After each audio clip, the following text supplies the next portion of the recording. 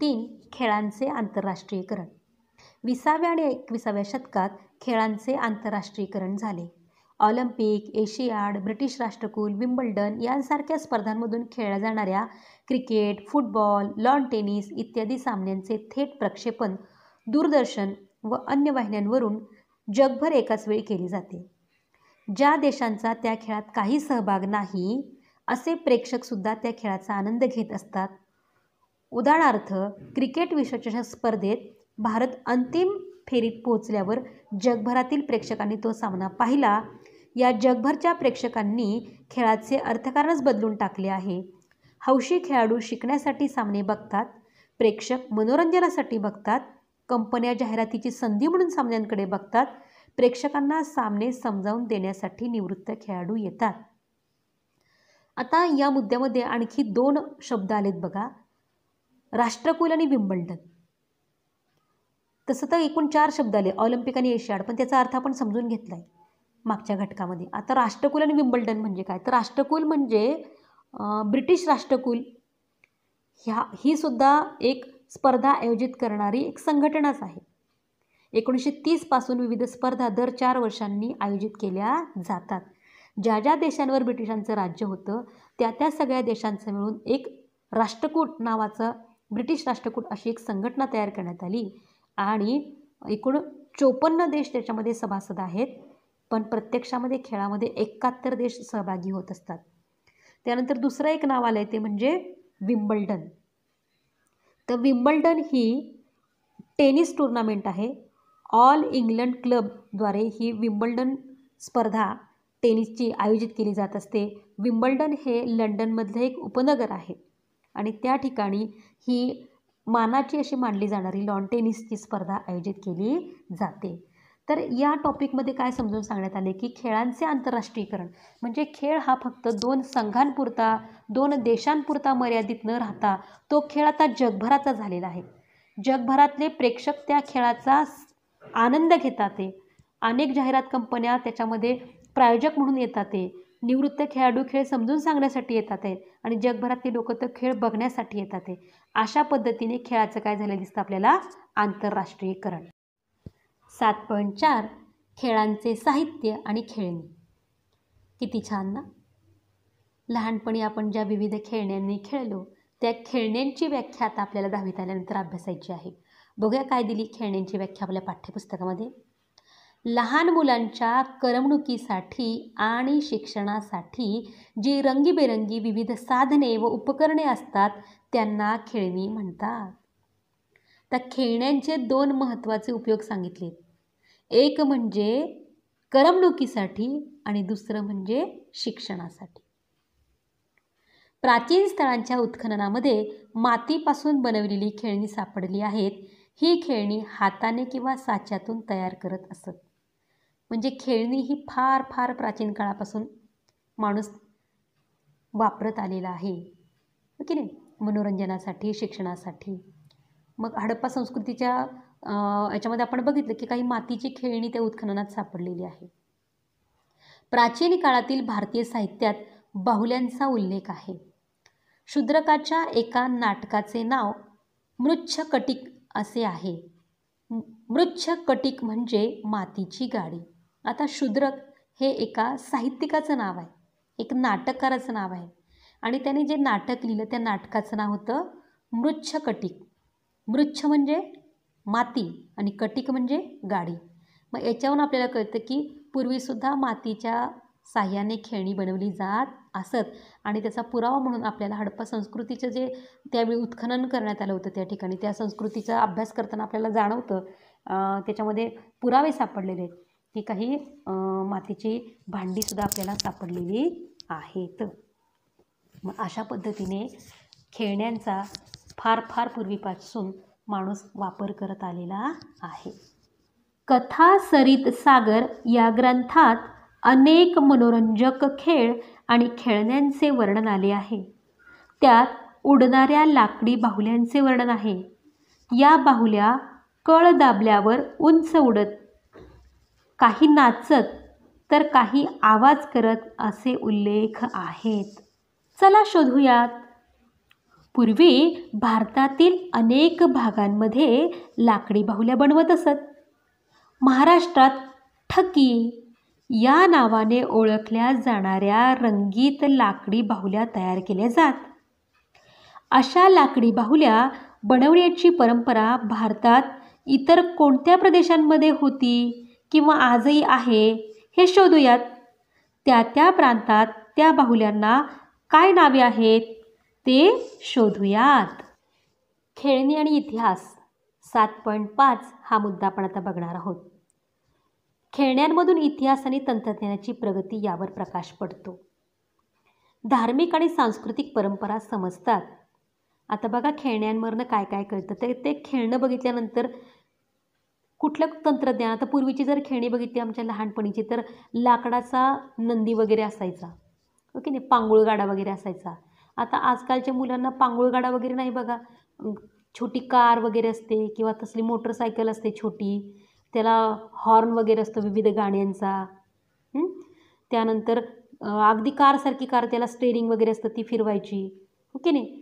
मग नंतर रोबोट वगैरे, ठीक आहे, बोलणारे वगैरे, बाहुली टाळी वाजवली की नाचणारं ते छोटं मिकी माऊससारखं खेळणं असतं. मग खेळण्यांवरनं काय कळतं आपल्याला. आता आधुनिक खेळणी, आणखी 100 वर्षापूर्वीची खेळणी जर आपण वस्तू संग्रहालयात जाऊन बघितली तर ती खेळणी आणि आताची खेळणी याच्यामध्ये आपल्याला कळेल की तंत्रज्ञानामध्ये कशी कशी प्रगती होत गेलेली आहे. हडप्पा कालामध्ये सापडलेली जी खेळणी ती बघितली तर आपल्याला कळतं की साच्याच्या साहाय्याने मातीची खेळणी वगैरे केली जात होती. म्हणजे खेळण्यांचा इतिहासाशी कसा संबंध आहे हे या मुद्द्यात आपल्याला कळतं की खेळण्यांमधनं इतिहास पण कळतो आणि तंत्रज्ञानाची प्रगती पण कळते. धार्मिक आणि सांस्कृतिक परंपरा समजतात. महाराष्ट्रामध्ये दिवाळीत किल्ले करण्याची मोठी परंपरा आहे आणि मग या आपण सगळ्यांनी बनवला आहे किल्ला, ओके नाही. आणि मग तो किल्ला बनवला जातो मस्तपैकी लाल मातीचा, त्याच्यावर गवत उगवलं जातं, ओके नाही. सगळ्या उंच भागावर महाराजांची, शिवाजी महाराजांची मूर्ती ठेवली जाते आणि योग्य ठिकाणी जिथे जिथे जसे जसे आपल्याला मावळे बसवता येतात तसे तसे सगळे मावळे, मग गवळणपासून तर भालदार चौकदारापर्यंत आपण सगळे बसवत असतो. मग याच्यावरनं काय कळतं, हा पण एक खेळाचा प्रकार झाला. महाराष्ट्रातील किल्ल्यांच्या साह्याने घडलेला इतिहासाला या ठिकाणी एक उजाळा मिळतो. आणखी काय सांगितले बघा, इटलीतील पॉम्पेई गावाचं नाव काय आहे, पॉम्पेई या शहराच्या उत्खननामध्ये एक भारतीय हस्तदंती बाहुली सापडली.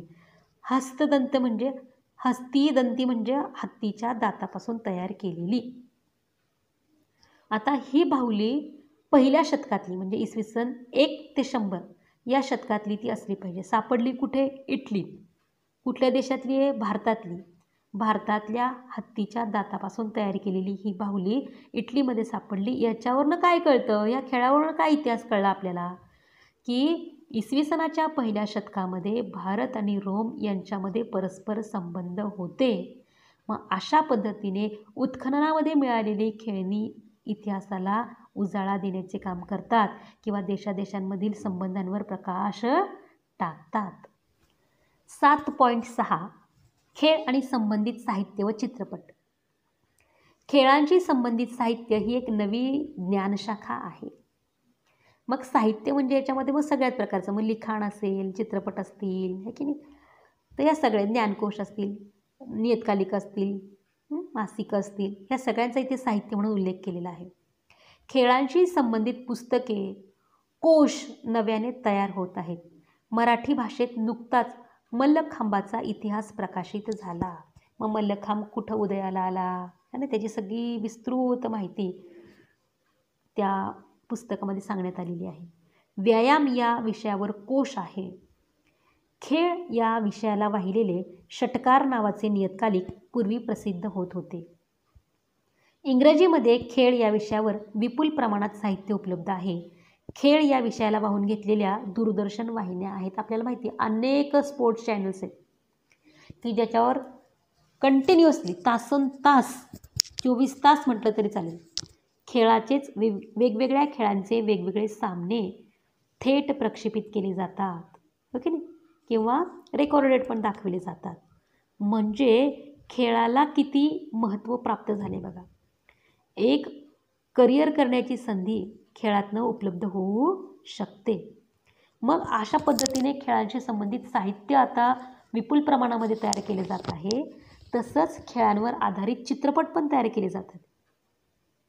तुम्हाला माहिती आहे, सुलतान तुम्ही बघितलं आहे, चक दे इंडिया, भाग मिल्खा भाग, हो की नाही, हे सगळे खेळावर आधारित असणारे चित्रपट आहेत. अलीकडच्या काळात खेळ आणि खेळाडूंच्या जीवनपट यांवर काही हिंदी व इंग्लिश चित्रपटांची निर्मिती झाली आहे. उदाहरण म्हणून आपल्या पुस्तकात दिले बघा, मेरी कोम आणि दंगल. तर मेरी कोम ही ऑलिम्पिकमध्ये भारताला कांस्यपदक मिळवून देणारी महिला मुष्टियोद्धा, हो की नाही, लेडीज बॉक्सर. आणि मग तिच्या जीवनावर आधारित चित्रपट तयार करण्यात आला आहे, मेरी कोम. त्यानंतर दंगल, आमिर खानचा. खरोखरच्या जीवनामधल्या ज्या फोगट भगिनी आहेत, दोघी बहिणी, आडनाव त्यांचं आहे फोगट.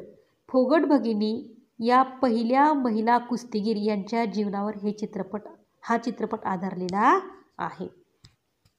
थोडक्यात काय तर खेळ आणि खेळाडू हे आता चित्रपटांचे विषय होऊ लागलेले आहेत. साहित्याचे विषय, त्यांच्यावर आधारित पुस्तकं लिहिली जाऊ लागलेली आहे. चित्रपट बनवताना चित्रपटाचा कालखंड, त्या काळातील भाषा, पेहराव, सामान्य जनजीवन या सगळ्यांचा सखोल अभ्यास करावा लागतो. या गोष्टीचा सखोल अभ्यास करणे इतिहासाच्या विद्यार्थ्यांना शक्य असते. कोशांतर्गत वा वर्तमानपत्रे किंवा अन्य ठिकाणी क्रीडा या विषयावर लिहिताना खेळांचा इतिहास माहीत असणे आवश्यक असते. आता जेव्हा आपण असा एखादा चित्रपट एखाद्या खेळाडूच्या जीवनावर, एखाद्या खेळाच्या वर आधारित जेव्हा लिहिणार असो, तेव्हा आपल्याला अनेक जुनी वर्तमानपत्र, अनेक जुने पुरावे मिळवावे लागतील. म्हणजेच आपल्याला कशाचा आधार घ्यावा लागणार आहे? इतिहासाचा. मग अशा पद्धतीने खेळ आणि इतिहास यांची सांगड जर घातली तर आधुनिक काळामध्ये आपल्याला व्यवसाय किंवा करिअर करण्यासाठी उत्तम संधी उपलब्ध होते. आणि तसंच आपला पुढचा टॉपिक आहे ज्याचं नाव आहे खेळ आणि व्यावसायिक संधी. खेळामधनं तुम्हाला कोणत्या कोणत्या व्यवसायाच्या संधी उपलब्ध होणार आहेत बघूया. खेळ आणि इतिहास या गोष्टी वरवर पाहता भिन्न वाटत असल्या तरीसुद्धा त्यांचा निकटचा संबंध आहे. इतिहासाच्या विद्यार्थ्यांना क्रीडा क्षेत्रात अनेक संधी आहेत. ऑलिम्पिक किंवा एशियाड सामने किंवा कोणत्याही स्वरूपाची राष्ट्रीय व आंतरराष्ट्रीय दर्जाच्या स्पर्धातील लेखन समीक्षा करण्यासाठी इतिहासाच्या जाणकारांची मदत घ्यावी लागते. मग समजा आपण आता भारतीय क्रिकेट याच्यावर आधारित समीक्षा करायची, याच्यावर आधारित लिखाण करायचं आहे, तर ज्याचा या भारतीय क्रिकेटच्या इतिहास ज्याला डिटेल माहिती आहे, ज्याने त्याचा अभ्यास केलेला आहे, तो त्याच्यावर उत्तम लेखन करू शकतो, उत्तम समीक्षा करू शकतो. ही झाली पहिली संधी. दुसरी, खेळांच्या स्पर्धा सुरू असताना त्याबद्दल समीक्षापूर्ण निवेदन करण्यासाठी तज्ज्ञांची आवश्यकता असते. या तज्ज्ञांना खेळांचा इतिहास, मागील आकडेवारी, खेळातील विक्रम, गाजलेले खेळाडू, खेळासंबंधीची ऐतिहासिक आठवण अशा गोष्टींची माहिती देणं गरजेचं असतं. यासाठी इतिहास उपयुक्त ठरतो. मग क्रिकेटचा सामना चालू आहे, ओके रे, आणि अमुक एखादा खेळाडू खेळतो आहे, समजा विराट कोहली खेळतो आहे. मग जेव्हा तो जेव्हा आपण कॉमेंटेटरला मराठीत आपण ज्याला म्हणतो समालोचक, तो समालोचक जेव्हा माहिती द्यायला लागतो तेव्हा तो सांगणार की विराट कोहलीने कधी त्याच्या करिअरला सुरुवात केली, पहिल्या सामन्यामध्ये त्याने किती रन केले होते, तो कुठल्या राज्यातनं आलेला आहे, त्याचं स्थानिक गावाचं नाव काय आहे, आणखी त्याच्याबद्दलची डिटेल माहिती. आता ही सगळी त्याची तपशीलवार माहिती सांगण्यासाठी त्याने अगोदर त्याचा इतिहास, विराट कोहलीचा किंवा सचिन तेंडुलकरचा किंवा ठराविक एखाद्या, आता मेजर ध्यानचंद यांच्याबद्दल माहिती सांगायची, तर अगदी त्यांच्या जन्मापासून कुठले कुठले सामने ते खेळत आलेले आहे, म्हणजे दिवंगत खेळाडूंचं सुद्धा आणि सध्या जे खेळत आहेत अशा खेळाडूंची सुद्धा जर ऐतिहासिक माहिती सगळी आपण ठेवली तर आपल्याला समीक्षापूर्व निवेदन करताना म्हणजे अतिशय दर्जेदार आपण ते करू शकू आणि त्याचा उपयोग आपल्याला होऊ शकतो. त्यानंतर पुढचं बघूया. दूरदर्शनवरून हॉकी, क्रिकेट, फुटबॉल, कबड्डी, बुद्धिबळ इत्यादी खेळांच्या सामन्यांचे प्रत्यक्ष सामना चालू असतानाचे प्रक्षेपण चालू असते. विविध वाहिन्यांमुळे या खेळांसंबंधित नोंदी ठेवणाऱ्यांना महत्त्व प्राप्त झाले आहे. खेळांशी संबंधित असणाऱ्या वाहिन्या 24 तास सुरू असतात. त्यामुळे या क्षेत्रात रोजगाराच्या अनेक संधी उपलब्ध आहेत. एवढे खेळ खेळले जातात, इतक्या वेगवेगळ्या टुर्नामेंट्स भरविल्या जातात, तर त्याचा व्यवस्थित तपशीलवार रेकॉर्ड ठेवणाऱ्यांना सुद्धा एक करिअरची संधी आहे. मग त्यांचं कामच वेगवेगळ्या वाहिन्यांवरचे वेगवेगळे खेळ बघणे, त्या सगळ्या खेळाडूंची, त्या खेळांची किती सगळे अगदी विस्तृत जेवढी माहिती ठेवता येईल तेवढी ठेवणे, असं सुद्धा त्यांना एक रोजगाराची संधी यातनं उपलब्ध होऊ शकते. आणखी पुढची संधी बघूया आपण. संधी क्रमांक 4. खेळाच्या स्पर्धांमध्ये पंचांची आवश्यकता असते. पंच म्हणजे ज्याला आपण म्हणतो रेफरी, हो की नाही, अंपायर, हे की नाही. बघूया आपण. पंच म्हणून पात्रता प्राप्त करण्यासाठी परीक्षा असतात. अशी पात्रता प्राप्त केलेल्या पंचांना जिल्हा, राज्य, राष्ट्रीय व आंतरराष्ट्रीय स्तरांवर काम करण्याची संधी मिळते. सरकारी आणि खाजगी पातळीवरून खेळांना उत्तेजन देण्याचे प्रयत्न चालू आहेत. खेळाडूंसाठी शिष्यवृत्तीची व्यवस्था करण्यात आली आहे. सरकारी आणि खाजगी आस्थापनांमध्ये खेळाडूंसाठी राखीव जागा ठेवण्यात आल्या आहेत. खेळाकडे एक चांगल्या दृष्टिकोनातून आपण बघितले पाहिजे, म्हणून खेळाला त्याचं महत्त्व प्राप्त करून देण्यासाठी खेळाडूंसाठी काही क्षेत्रामध्ये जाणीवपूर्वक जागा राखून ठेवण्यात आलेल्या आहेत. खेळाडूंसाठी शिष्यवृत्ती, ज्याला आपण स्कॉलरशिप म्हणतो, त्यासुद्धा देण्यात आलेल्या आहेत. 10वीच्या विद्यार्थ्यांनासुद्धा बघा, 8वी, 9वी, 10वी या वर्षांमध्ये जर तुम्ही जिल्हा स्तरावर, राज्यस्तरावर किंवा राष्ट्रीय स्तरावर जर तुम्ही खेळ खेळला, तर तुमच्या त्या पातळीनुसार तुमच्या एकूण टक्केवारीमध्ये काही गुण त्याच्यामध्ये तुमचे काउंट केले जातात, ते दिले जातात, ओके नाही. मग अशा पद्धतीने खेळांकडे एका चांगल्या दृष्टिकोनातून सरकारसुद्धा बघायला लागलेलं आहे आणि आपण सुद्धा अभ्यासा एवढंच महत्त्व आपण खेळांना दिलं पाहिजे. कारण खेळामुळे रोजगाराच्या संधीसुद्धा उपलब्ध होतात.